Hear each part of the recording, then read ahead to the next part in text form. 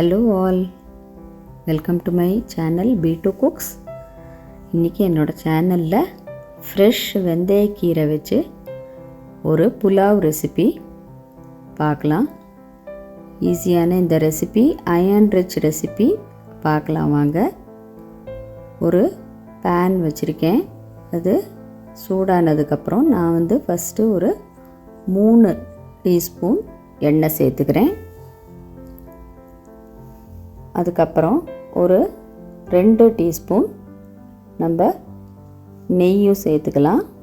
புலாவுக்கு நெய் சேர்க்கறதுனால நல்ல ஒரு வாசனையாக இருக்கும். அப்புறம் ஹோல் கரம் மசாலா, பிரிஞ்சி இலை, பட்டை, ஒரு ஸ்டார் அனிஸ், 2 கிராம்பு, 2 ஏலக்காய், அதுக்கப்புறம் ஒரு 1/2 டீஸ்பூன் ஜீரகம், இதெல்லாம் சேர்த்து நல்லா வாசனை வர அளவுக்கு ஃப்ரை பண்ணிக்கலாம். அப்புறமா ஒரு வெங்காயம் நீளமாக நறுக்கினது அதையும் சேர்த்து வதக்கிக்கிறேன். இந்த புலாவுக்கு 2 பச்சை மிளகாய் கீரி சேர்த்துருக்கேன். நான் இஞ்சியும் பூண்டும் துருவி சேர்த்துருக்கேன், பேஸ்ட்டாக சேர்க்கலை இந்த டைம்.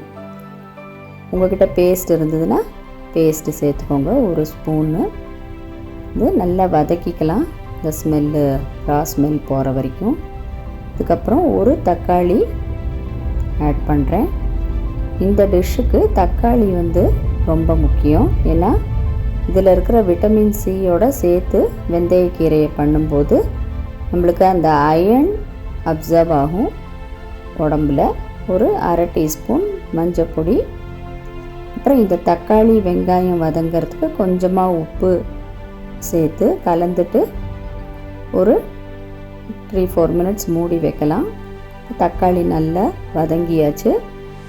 நல்லா வாஷ் பண்ணி வச்சுருக்கிற ஃப்ரெஷ் வெந்தயக்கீரை நல்லா ஒரு 2 கைப்பிடி, நான் ஒரு கட்டு எடுத்திருந்தேன், ஆல்மோஸ்ட் அவ்வளோதான் இருந்தது. 2 கைப்பிடி வெந்தயக்கீரை சேர்த்து இதை நல்லா நம்ம வதக்கி விட்டுக்கலாம். இது வதங்கினா பாருங்கள் கொஞ்சமாக ஆயாச்சு. இதில் ஃப்ரோசன் க்ரீன் பீஸ் சேர்க்குறேன். நீங்கள் ஃப்ரெஷ் க்ரீன் பீஸ் இருந்தாலும் இதில் சேர்த்துக்கலாம், அது ஒரு நல்ல ஒரு டேஸ்ட் கொடுக்கும்.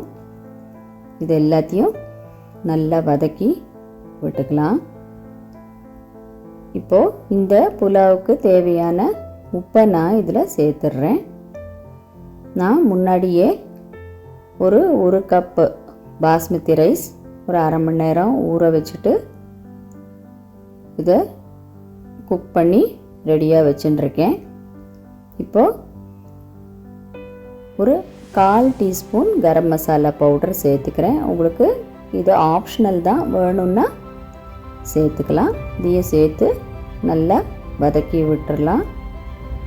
தண்ணியெல்லாம் நல்லா வற்றியாச்சு. இப்போது அடுப்பை ஆஃப் பண்ணிவிட்டு ஆல்ரெடி குக் பண்ணி வச்சுருக்கிற பாஸ்மதி ரைஸில் இந்த வதக்கின மிக்சரை நான் ஆட் பண்ணுறேன். இதை சேர்த்து நம்ம அந்த அரிசி உடையாமல் இதை நல்லா கலந்து விட்டுக்கலாம்.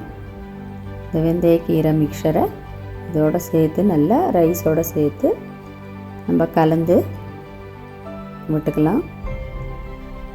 இதை நல்லா கலந்த உடனே திரும்ப லோ ஃப்ளேமில் அடுப்பில் வச்சு ஒரு 2 to 3 மினிட்ஸ் மூடி வச்சா போகிறோம். ரொம்ப ஹெல்த்தியான அயர்ன் ரிச் வெந்தயக்கீரை புலாவ் ரெடி. ஈஸியாக எந்த ஒரு ரைத்தாவோடையும் இதை சர்வ் பண்ணலாம். கண்டிப்பாக ட்ரை பண்ணி பாருங்கள். இந்த வீடியோ லைக் பண்ணுங்கள். தேங்க்யூ.